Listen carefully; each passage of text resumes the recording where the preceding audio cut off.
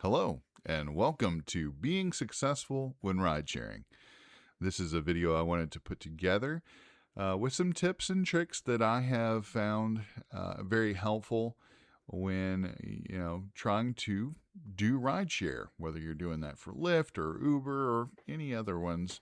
Really, they have some certain nuances that really can lead you down a wrong path if you're not careful. So, to start off, first, I wanted to talk about the fact that these apps are not necessarily your best ally. While they are fantastic at doing the thing that they are built to do, which is connect a rider with a driver and vice versa, they are not your best ally when it comes to making sure that you're very profitable. The apps will absolutely make you go drive 20 miles, 25 minutes to go pick somebody up, to then drive 3 miles down the road, drop them off at where they wanted to go, collect your $4, hope they tip you, and you're off to maybe do the next one. Or maybe it's brought you out even somewhere worse. Maybe it's a 25-minute pickup, and it's going to take you 15 minutes out of your way, farther away from where the majority of people are going to request a ride. So you then drive 25 minutes out of the way. You then drive them 15 minutes farther away from where you're going to get another ride. You get your $9 or $10 from that ride. They tip you 3 or 4. Great. Now you got almost 40 minutes to get back to some form of civilization. Now, this is not everybody's market. That's another important thing to understand about this. So everybody's market's going to be a little different. If you're in a big city, then chances are you're not going to really suffer from that and ignore everything I just said. But if you're like me in a bustling, growing town that has a downtown area, some outlying areas where it's more densely populated, and then some rural areas, then you're potentially going to benefit greatly from the tips that I give you on this. So, first off, you do not need to accept every single ride. It typically is a mistake if you do that. You do have to pay attention to the initial request screen. It will let you know some general information about how much you're going to make, how far away the pickup is from where you currently are. So if you're moving, know that that's when you see that, that's when it's telling you how far away you are from them, not how far away you're going to be whenever you pick up the person. So that can be a little difficult to do on the fly and being decisive. And then, of course, it will tell you how far away the ride is, estimated mileage, maybe some minutes, and generally a street and city. So this same thing goes for thinking about like the extremely long rides. So if you're like me as well, and potentially living on the border of a state or within an hour or two of the border of a state, it's very easy that you could potentially get a ride request taking you or asking you to go and take somebody that is 3 or 4 hours away from your town to the next big city that's a state over. Well, Uber and Lyft do not let you drive outside of your area. So you will not be able to go back online to request rides and hope that you can get one in return. So take that into consideration. It could be potentially a not a 4-hour ride. It could potentially be an 8-hour ride is the way you need to think about that. And so maybe that's not worth your time, even if it is $300. Is it going to be 450 miles round trip? It's not so good. That leads me into the next part. To be generally successful, you want to be somewhere in the neighborhood of $1 per mile. The higher you can get that, the better. But generally speaking, you should be over $1 per mile. If you are under $1 per mile and you're substantially under $1 per mile, then these tips are definitely going to help you. And so making some adjustments on how you're accepting those rides, which ones you're taking, and so forth are going to help improve your overall profitability. Profitability is the name of the game. You know, it's easy to forget that you are your own boss. You're your own company. You are not a Lyft employee. You're not an Uber employee. You're not a DoorDash employee. Yada yada. The list goes on. You're an independent contractor. You're your own company. It's you. It's you that have to be the advocate for your own success. And so, and it also is you that is completely responsible for all of the maintenance, upkeep, and repair of your vehicle. So this is one of those things where it is vitally important that you are being successful while you're driving, so that you can also bear the brunt of when that repair bill comes, or when it's time to put new tires on. New tires will happen. They will happen way quicker than you think they should if you're doing it frequently. So it's incredibly important to maintain that profitability. You want to stay north of $1 per mile.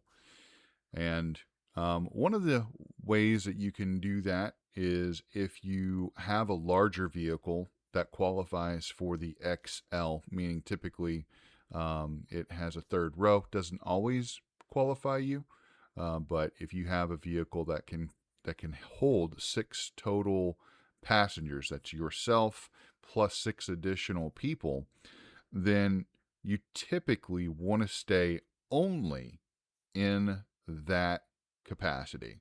Most of these rideshare platforms will allow you to be queued for multiple ride types, but that may not be in your best success.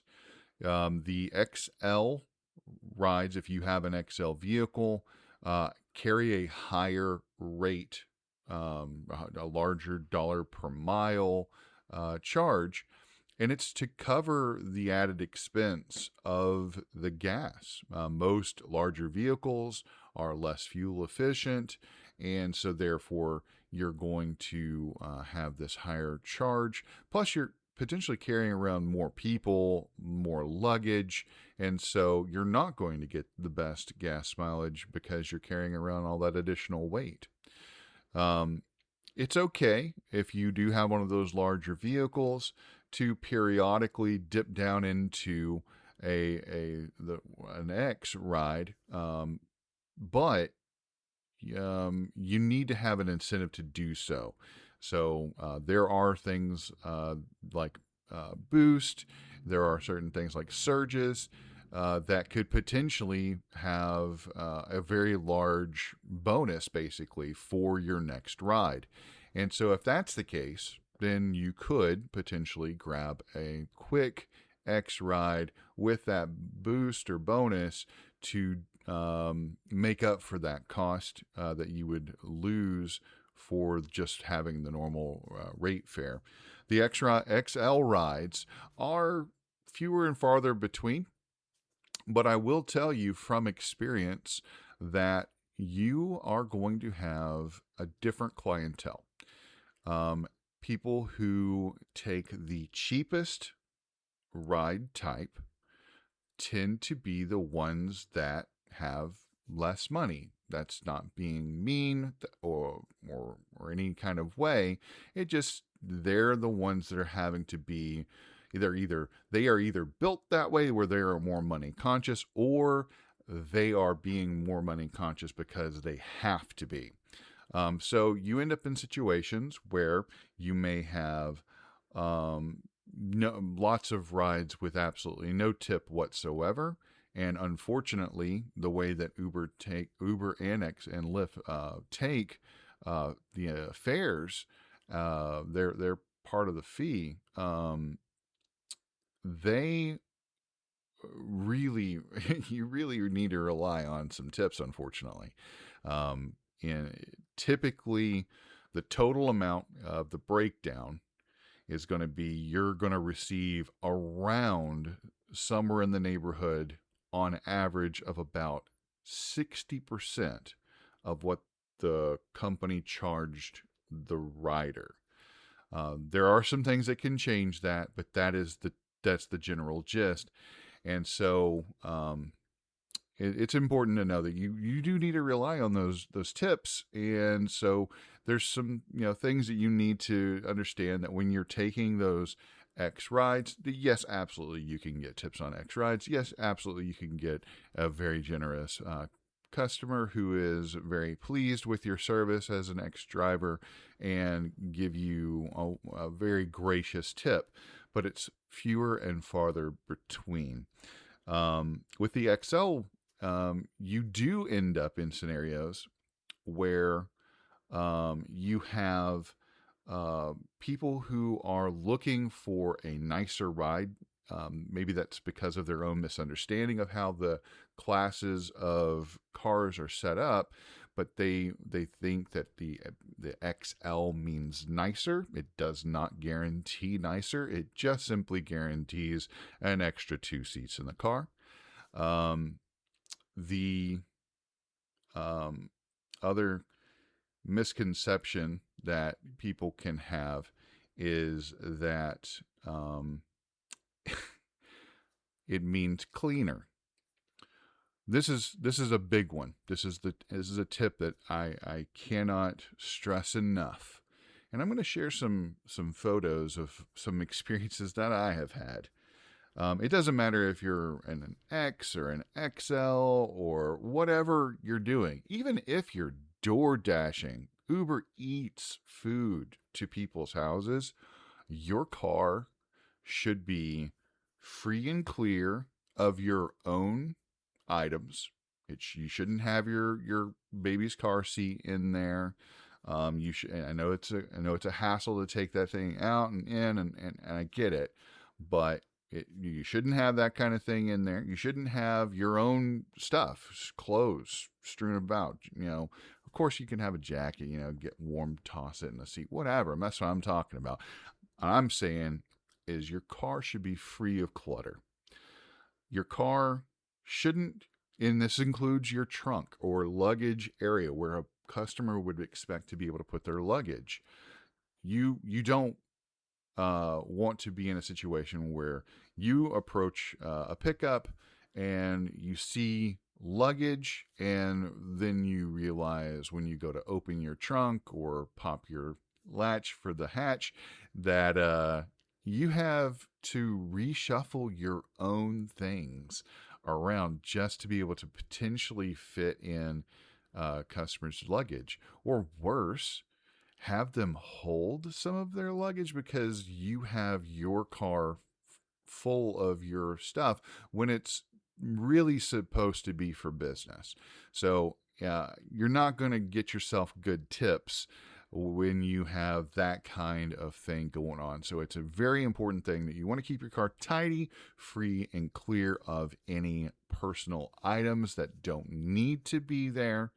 And also, can't state it enough, clean.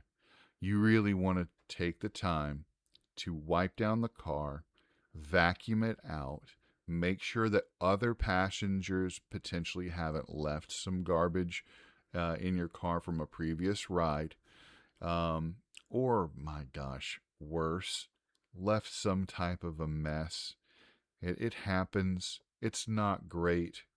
If you drive at night and you're driving people who've been drinking, certainly there is an opportunity for messes to occur of the worst type. And some of them can be incredibly stealthy. Luckily, it hasn't happened to me, but it did happen to a friend. It was not fun. I did help her clean it up. But I digress. These are things that you need to periodically stop, check, make sure that nothing has gone wrong, And you definitely want to keep a routine on making sure that the car is presentable. It should be fully maintained. You should not be riding around on a donut, or a spare tire, or a wheel even without a hubcap on it. You want your car to look presentable. You want it to look as good as it possibly can look, both externally and internally. When a customer gets into the car and they immediately say, "Oh, this is nice," not only should that be a great compliment to you, but it should be a big reminder to continue doing it, because they're basically telling you that they've had much worse. When they step foot and the first thing, "Oh, this is nice," it's both shock and relief. So that customer is way, way more likely to tip you because they want to see more of that. A lot of times they'll even ask if they can get your information to try to get you later, because those apps don't let you do that. And there's nothing wrong, since you are your own business, to take advantage of that situation if you're comfortable and they're comfortable and nothing seems to be nefarious. By all means, get a client base going. You're your own company. Be your own advocate for success. And now, kind of moving into the last things that I would suggest for really making sure that you're going to be successful. And this is pretty quick. We're already a pretty good chunk of the way in here. I've been talking for a minute, so I won't take much time. First, expect the unexpected. If you have set up a reservation, for example, that you need to pick up a person at a certain time, don't wait till the last second. These apps will also not take care of you in that moment. Just to add to that, they could absolutely potentially get you there on a reservation 30 minutes before the customer's ready, and the customer has another 10 minutes after that before they even technically have to show up, before you could cancel and get any kind of a cancellation fee for the no-show. So you do not want to get there crazy, but you do want to build in time always to make sure that you are making sure that you're not going to be delayed by something that's unexpected. These things happen. I've seen it firsthand. You're going to see them on screen. This is something that can happen. Second, you will reach some customers that have, they're in town visiting. So some general knowledge about some restaurants, some nightlife, maybe even something that's more family oriented. You want to have some fun things that you can suggest to your clients, and think of every single person that gets into your car as your client.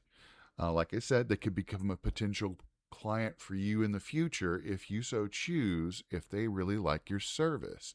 Outside of the Uber app, you charge them the full amount. Now you charge them the same thing they're going to be charged through Uber or through Lyft, but now those companies aren't taking 30% out of your potential pay.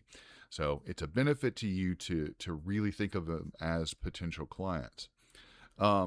Then, think about not just, places that most people go. If you're in a touristy place, don't think about suggesting where they could potentially look up a top 10 places that are fun and blah blah blah.